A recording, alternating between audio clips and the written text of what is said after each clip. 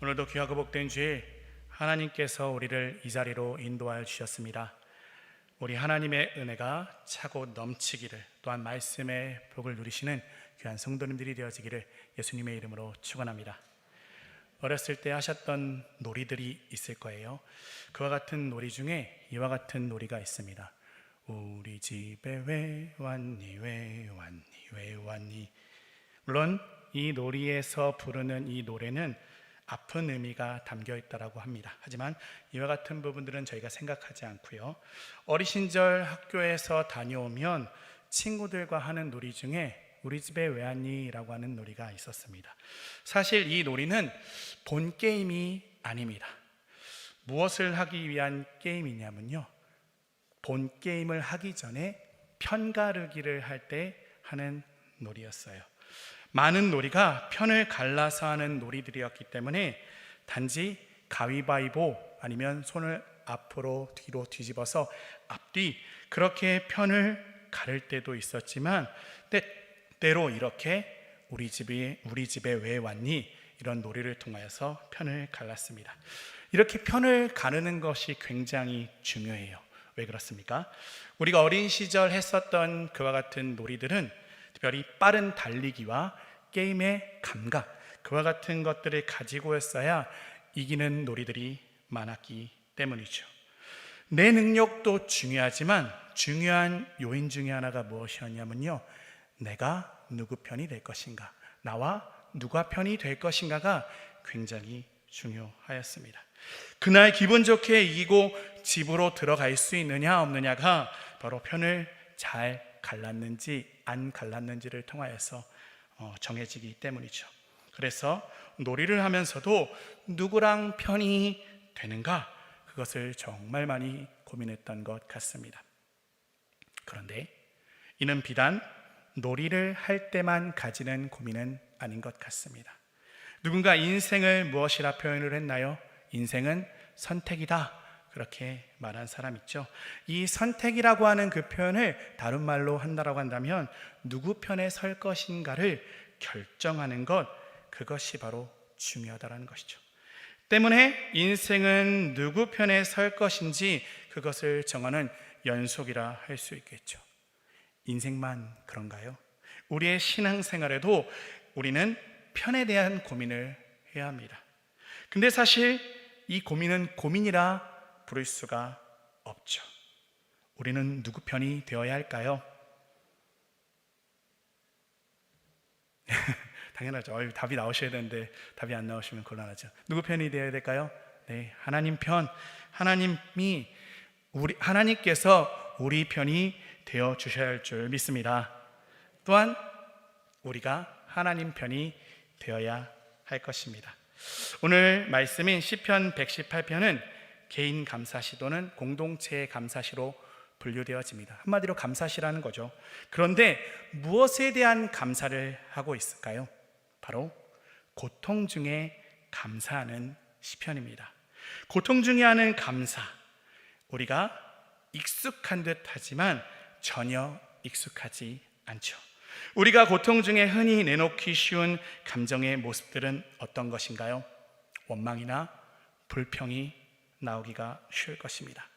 그러면 그와 같은 고통 중에 있을 때 감사는 어떨까요? 절대 쉽지 않죠. 그러나 오늘 시편 기자는 고통 중에 감사하고 있습니다. 왜 그럴 수 있었을까요?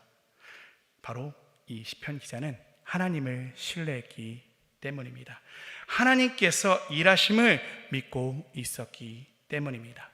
오늘 말씀은 하나님께 감사할 것을 촉구하며 시작하고 있습니다. 왜 감사해야 할까요? 1절 말씀을 같이 한번 읽어보도록 하겠습니다. 1절 말씀입니다. 시작.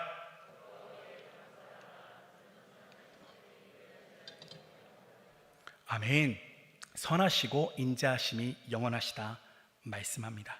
선하시고 인자하심이 영원하기 때문에 감사해야 한다는 것이죠. 선하시고 영원하신 인자는 무엇일까요? 먼저 하나님의 구원하심이 선하시고 영원하십니다. 또한 하나님의 지키심과 도와주심이 역시 선하시고 영원하신 줄 믿습니다. 그래서 구원하시고 지키시고 도와주시는 선하시고 인자가 영원하신 하나님께 감사하는 것을 촉구하고 있는 것이죠. 그러면 어떻게 감사할 수 있을까요? 여러 가지 방법들이 있지만 특별히 오늘 본문은 우리에게 말하라 그렇게 말씀하고 있습니다. 2절과 3절과 4절 말씀 같이 한번 읽어보도록 하겠습니다. 시작. 이제 이스라엘은 말하기를 그의 인자하심이 영원하다 할지로다. 이제 아론의 집은 말하기를 그의 인자하심이 영원하다 할지로다. 이제 여호와를 경외하는 자는 말하기를 그의 인자하심이 영원하다 할지로다. 아멘. 각각 무엇하라 말씀하고 있습니까? 말하라, 말하라, 말하라 말씀하고 있네요.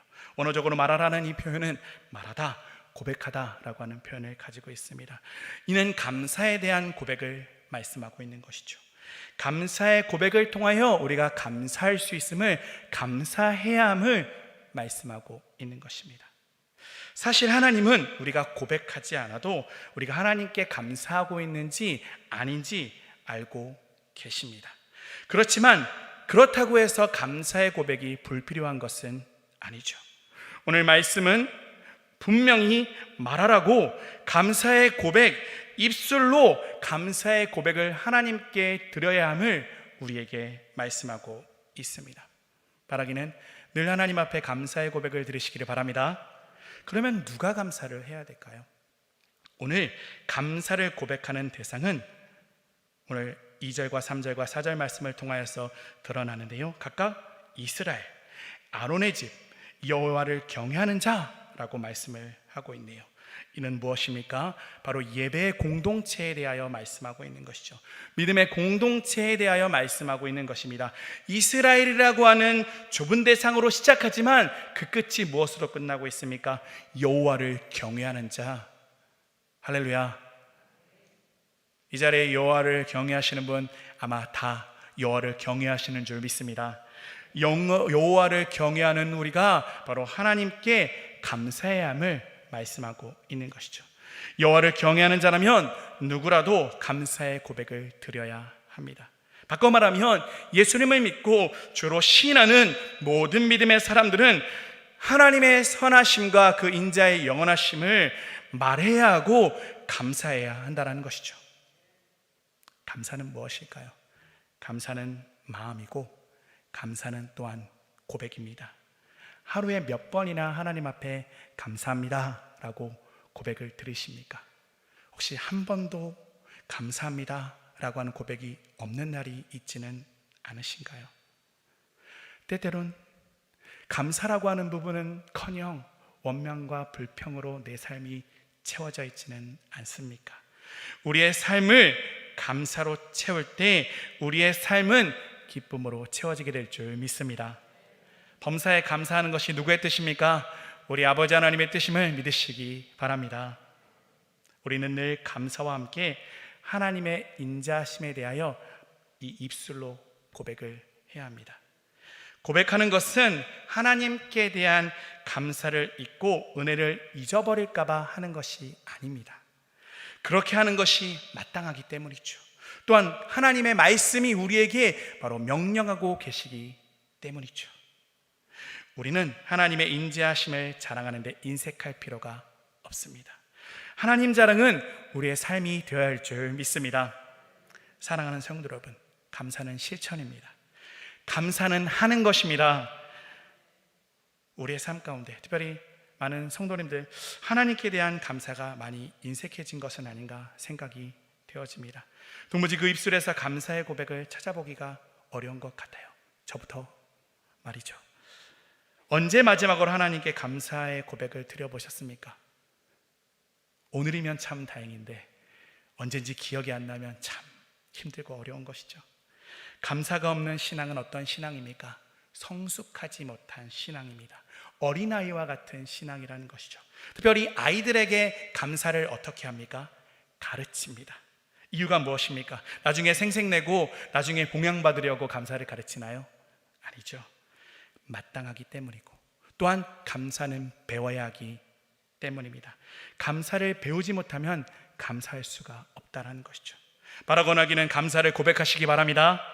또한 감사하는 삶을 살아가시기를 예수님의 이름으로 축원합니다. 이어 5절 이하의 말씀은 하나님 앞에 감사하라고 하는 이유에 그 하나님의 도우심에 대하여 말씀하고 있습니다. 5절 말씀을 같이 한번 읽어보겠습니다. 5절 말씀입니다. 시작. 내가 고통 중에 여호와께 부르짖었더니 여호와께서 응답하시고 나를 넓은 곳에 세우셨도다. 아멘. 시편 기자는 어느 상황에서 지금 무엇을 하고 있습니까? 고통 중에 부르짖고 있습니다. 여기서 부르짖었다라고 하는 표현은 어떤 의미일까요? 잘 알고 계시다시피 기도했다라는 것이죠. 하나님은 우리가 기도할 때 우리를 도우시는 하나님이십니다. 고통 중에 부르짖었더니 어떻게 하셨다라고 오늘 말씀하고 있습니까? 응답하셨다라고 말씀하시죠. 또한 넓은 곳에 세우셨다 말씀합니다. 응답하셨다라는 것이죠. 도우셨다라는 것입니다. 하나님은 우리의 기도에 귀를 기울이시고 또한 도우시는 하나님이심을 믿으시기 바랍니다. 시편 40편 1절 2절 말씀에 무엇이라 말씀하고 있습니까? 같이 한번 읽어볼까요? 시편 40편 1절 2절 말씀입니다. 시작. 내가 여호와를 기다리고 기다렸더니 귀를 기울이사 나의 부르짖음을 들으셨도다. 나를 기가 막힐 웅덩이와 수렁에서 끌어올리시고 내 발을 반석 위에 두사 내 걸음을 견고하게 하셨도다. 아멘.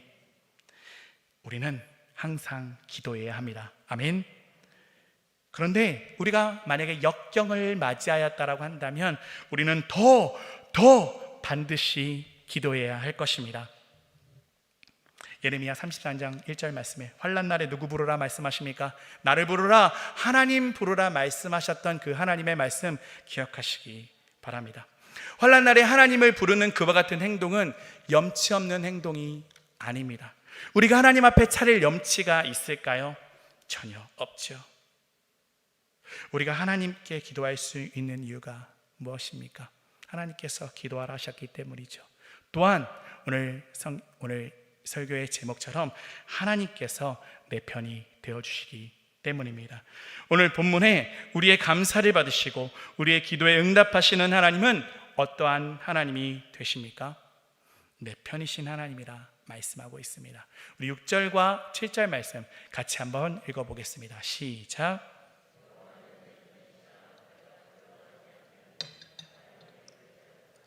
여호와께서 내 편이 되사 나를 돕는 자들 중에 계시니 그러므로 나를 미워하는 자들에게 보응하시는 것을 내가 보리로다. 아멘. 하나님께서 누구 편이라 고백하고 있습니까? 내 편이라 고백을 하고 있네요. 우리 편도 아닙니다. 쟤네 편은 더더욱 아니죠. 내 편입니다. 할렐루야. 그래서 나는 두려워할 필요가 전혀 없다는 것이죠. 나를 미워하는 자들로 인하여서 두려워할 필요가 전혀 없음을 믿으시기 바랍니다. 근데 여기서 내 편이라는 말씀은 어떤 의미입니까? 단지 유익을 구하는 그와 같은 사이가 아닙니다. 바로 언약의 관계로 묶여진 관계이죠. 이스라엘 백성은 시내산 언약을 통하여서 하나님과 관계를 맺습니다. 하나님은 이스라엘의 하나님이 되시고 이스라엘 백성은 바로 하나님의 백성이 되어진 것이죠. 이것이 바로 관계이죠. 이것이 바로 언약의 관계입니다. 이스라엘 백성만 그와 같은 관계를 맺었나요? 우리도 마찬가지죠. 로마서 8장 15절에 너희는 다시 무수하는 종의 영을 받지 아니하고 양자의 영을 받았으므로 우리가 아빠 아버지라고 부르짖느니라. 할렐루야. 예수님을 믿고 양자의 영을 받아 우리는 하나님과 온전한 관계 가운데, 하나님은 우리 아버지가 되시고 우리는 하나님의 자녀가 되는 관계, 하나님은 우리 하나님이 되시고 우리는 하나님의 백성이 되는 바로 그와 같은 관계가 되었습니다. 그렇기 때문에 하나님께서 내 편이 되어주시는 것이죠. 나의 기도에 응답하신다라는 것입니다. 사랑하는 성도님들, 세상의 관계는 어떻게 형성이 되어집니까? 이해관계 속에 형성이 되어집니다. 이해관계 속에서는 살갑게 아우 형님, 아우 누님, 아유 언니, 오빠 그렇게 하다가도 이해관계 속에서 멀어지면 어떻게 돼버립니까? 어이 이봐요 아저씨, 어이 유재씨, 이렇게 되는 것이 바로 세상입니다. 저는 이 말씀을 볼 때마다 얼마나 감격스러운지 모릅니다. 어느 누구도 완전한 내 편이 되지 못하는데 하나님만은 내 편이 되어주신다라고 말씀하고 있는 것입니다. 이와 같은 감동이 귀한 성도님들에게 임하기를 제가 예수님의 이름으로 축원합니다. 예수님께서도 지상명령 가운데 무엇이라 말씀하셨습니까? 내가 너희와 항상 어떻게 하리라? 함께 있으리라 말씀하여 주셨습니다. 동행하여 주신다라는 것이죠. 내 편이 되어 주신다라는 말씀입니다. 시편 27편 1절 말씀은 무엇이라 말씀하고 있습니까? 같이 한번 읽어볼까요? 시작. 여호와는 나의 빛이요 나의 구원이시니 내가 누구를 두려워하리요? 여호와는 내 생명의 능력이시니 내가 누구를 무서워하리요? 아멘.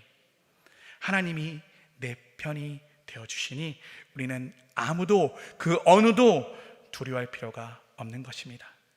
오직 그 날개 그늘 아래 머물러 있기만 하면 되는 것입니다. 오늘 말씀에 시편 기자가 처해져 있는 상황은 어떤 상황이었습니까? 오늘 이 시편이 감사의 시편인데 어떤 상황 가운데 있는 감사라고 말씀드렸습니까? 고통 가운데 있는 감사라 말씀드렸습니다. 지금 오늘 시편 기자가 처해져 있는 상황을 오늘 전쟁의 이미지로 그려내고 있는데요, 오늘 말씀 10절, 11절, 12절을 같이 한번 읽어보도록 하겠습니다. 시작. 문 나라가 나를 에워쌌으니 내가 여호와의 이름으로 그들을 끊으리로다. 그들이 나를 에워싸고 에워쌌으니 내가 여호와의 이름으로 그들을 끊으리로다. 그들이 벌들처럼 나를 에워쌌으나 가시덤불에 불같이 다 없어졌나니 내가 여호와의 이름으로 그들을 끊으리로다. 아멘. 전쟁 이미지, 포위당했습니다. 한 겹만 포위당하여도 참 어려운 상황인데 겹겹이 둘러쳐졌습니다. 완전히 포위되어 죽을 상황이 되었다는 것이죠. 그런데 이와 같은 상황이라도 괜찮다라는 것입니다. 왜 그렇습니까? 하나님께서 내 편이 되어주시기 때문입니다. 때문에 우리는 그 하나님을 바로 신뢰하고 믿어야 하는 것이죠. 무엇이 우리를 두렵게 만듭니까? 사랑하는 성도님들을 무엇이 두렵게 만들고 있습니까? 무엇이 우리를 무섭게 만듭니까? 무엇 때문에 우리가 주저앉아 있습니까? 무엇 때문에 낙심합니까? 그것들이 여전히 내 주변에서 진치되 겹겹이 진치고 내가 알 수 없는 것을 통하여서 나를 공격한다 할지라도 내 편이신 하나님 안에 우리는 든든함을 누리게 될 줄 믿습니다. 우리로 둘러싸고 있는 것이 그 어떤 것이라 할지라도 하나님께서 내 편이시니 우리는 승리하게 될 것임을 믿으시기 바랍니다. 때문에 우리는 내 편이신 하나님을 신뢰해야 합니다.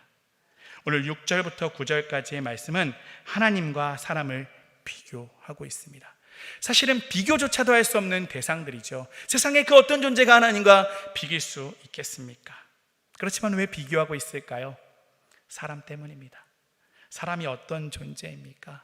그 비교조차 되지도 않는 그와 같은 사람을 의지하는 존재가 바로 사람이라는 것이죠. 그와 같은 것이 바로 우리 사람의 습성이기 때문입니다. 하나님은 완벽한 도움이십니다. 할렐루야. 우리가 의지하지 않을 이유가 없습니다. 우리는 그 하나님을 신뢰해야 합니다. 이 신뢰가 무엇입니까? 단지 믿음직하다 여기는 정도가 아니죠. 전적인 의뢰가 바로 신뢰입니다. 그렇지만 오늘 말씀은 그 전적인 의뢰가 아무것도 하지 않고 가만히 앉아있다 그렇게 표현하고 있지 않습니다. 우리가 읽었던 10절과 11절과 12절 말씀을 다시 한번 살펴보시길 바라요. 공통적으로 나오는 말씀이 있습니다. 내가 여호와의 이름으로, 내가 여호와의 이름으로, 내가 여호와의 이름으로 3번이나 말씀을 하고 있죠. 신뢰의 모습은 가만히 앉아서 아무것도 안 하는 모습으로 나타나는 것이 아닙니다. 그렇다고 그 신뢰의 주체가 바뀌는 것도 아니죠. 오늘 말씀에 내가라고 하는 그 의미는 나 혼자 한다라는 의미가 아니라 나를 통해 하나님께서 일하신다 고백하고 있는 것입니다. 신뢰는 일하시는 하나님을 전적으로 믿고 의지하되 일하시며 도우시는 그 하나님을 의지하여 우리도 그 신뢰의 삶을 감당하는 것임을 믿으시기 바랍니다. 신뢰는 믿음의 행동입니다. 신뢰는 믿음의 행동을 하게 만드는 것입니다. 하나님께 대한 신뢰는 믿음의 삶을 살아가게 하는 원동력이 되어집니다. 하나님을 신뢰하시기 바랍니다. 하나님을 신뢰할 때 우리는 믿음의 삶을 감당하게 될 것입니다. 하나님은 내 편이십니다. 믿으십니까? 내가 하나님 편에 있을 만한 깜냥이나 어떤 자격이 없어도 하나님은 내 편이 되어 주십니다. 이것 하나면 우리가 이 세상을 능히 감당하여 살아가기에 충분하고 충분함을 믿으시기 바랍니다. 하나님은 내 편이십니다. 온전히 내 편이 되어주시는 줄 믿습니다. 우리는 내 편이 되어주시는 하나님께 마땅히 감사해야 합니다. 그러한 감사에는 입술의 고백도 언제나 같이 가야 하고요, 또한 감사의 삶이 같이 가야 할 줄 믿습니다. 또한 내 편이 되어주시는 그 하나님께 우리는 기도에 응답하시기 때문에 우리는 하나님께 기도해야 할 줄 믿습니다. 평시뿐만이 아니라 환난 날에 더욱더 하나님께 매달려 기도해야 할 줄 믿습니다. 하나님이 도우시며 하나님께서 구원해 주실 것입니다. 그리고 온전한 신뢰가 따라가야 합니다. 온전한 신뢰는 전적인 의지이고 또한 주저앉아만 있는 것이 아니라 하나님께 우리를 도구로 내어드리는 믿음의 행동을 감당하는 것입니다. 잘 알죠. 우리가 이와 같은 것들에 대하여 오늘 설교가 아니라 할지라도 잘 알고 있습니다. 그런데 내 편이신 하나님 앞에서 우리는 깊은 고민을 던져보아야 합니다. 나는 어느 편에 서 있는가? 내 편이신 하나님 편에 서 있는가? 아니면 다른 어떤 편에 서 있는가? 깊은 고민을 해봐야 한다라는 것이죠. 여러분, 어느 편에 서 계십니까? 하나님 편에 서 계십니까? 우리는 우리의 위치를 명확히 해야 합니다. 하나님이 우리의 편이신 것은 확실합니다. 그러나 이러한 하나님을 내 중심으로만 생각한다면 하나님을 도구 삼아버리는 우를 범할 수 있다는 것이죠. 나의 위치가 명확히 어디인지 분명히 하시기 바랍니다. 오늘 말씀에 하나님이 우리 편이라고 했다고 내가 중심이 되는 것이 아닙니다. 내가 왕이 되는 것이 아닙니다. 내가 주인이 되는 것이 아닙니다. 우리는 신앙의 저변에 하나님의 영광을 부르짖지만 하나님을 수단으로만 삼을 때가 얼마나 많은지 돌이켜 보아야 하는 것이죠. 우리의 기도도 그렇죠. 우리의 바람도 그렇습니다. 때로는 입술로만 하나님 의지합니다, 하나님 찬양합니다, 하나님 감사합니다 말만 해놓고 그걸로만 자위하며 사람을 의지하는 어리석음이 나에게 있지는 않은가 고민해봐야 하는 것입니다. 하나님 의지한다라고 해놓고 돈 많은 사람 의지하고 권력 있는 사람 의지하고 영향력 있는 사람을 내가 의지하고 있지는 않아야 한지, 하나님의 다른 우상을 내가 만들어 놓고 의지하지는 않았는지, 내가 그 편에 서 있지는 아니하였는지 돌이켜 보아야 한다는 것이죠. 누가 내 편인지 기억하시기 바랍니다. 하나님만이 내 편이십니다. 때문에 우리는 하나님의 편에, 하나님 편에 서야 할 줄 믿습니다. 찬송가 586장에 보면요, 어느 민족 누구게나 라고 하는 찬송인데 1절의 가사에 참과 거짓 싸울 때 어느 편에 설 건가? 라고 하는 가사가 있습니다. 이 질문은 우리 모두에게 던져보아야 하는 질문입니다. 하나님과 하나님 아닌 것들 중에 어느 편에 설 건가? 묻는 질문에 대답하기 위해 우리는 단단한 준비를 해야 합니다. 사랑하는 성도 여러분, 어느 편에 서시겠습니까? 우리 편이신 하나님의 편이십니까? 아니면 아무도 도움 줄 수 없는, 그리고 내 편은 더더욱도 아닌 그와 같은 것들입니까? 바라거너기는 하나님을 신뢰하며 하나님의 편에 서시기를 바랍니다. 우리의 기도를 들으시고 우리의 감사의 고백을 받으시기에 합당하신 그 하나님의 편에 서시기를 바랍니다. 하나님은 내 편이십니다. 또한 우리는 하나님의 편입니다. 기도하겠습니다.